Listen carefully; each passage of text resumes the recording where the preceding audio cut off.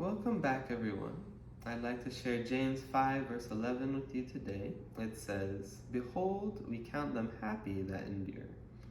You have heard of the patience of Job and have seen the end of the Lord, that the Lord is very pitiful and of tender mercy." Here James is encouraging the brethren and reminding them to go through trials with patience and to endure through what they have to go through till the end. We know that Jesus promised that if anyone endured to the end, despite the temptations and trials of this life, that he would be saved. But here we have an even greater promise that God will be with us and that those who go through these trials will be happy.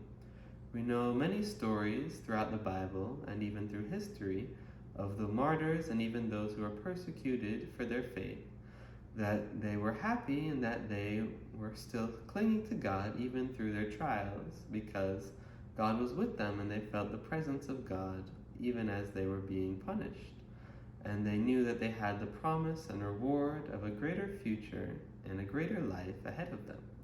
One of the best examples of this in the Bible that James himself mentions here is of Job. And Job was going through very great affliction. He lost his family, he lost his wealth.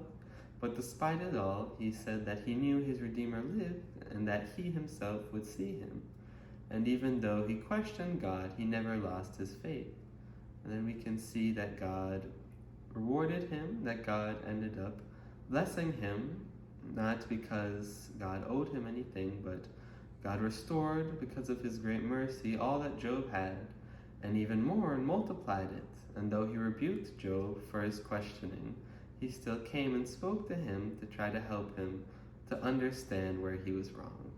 So we have the promise as Christians that if we are faithful and that if we truly seek after God, that we will have happiness and that God wants to show us his great mercy and to give us his great peace that only he can provide.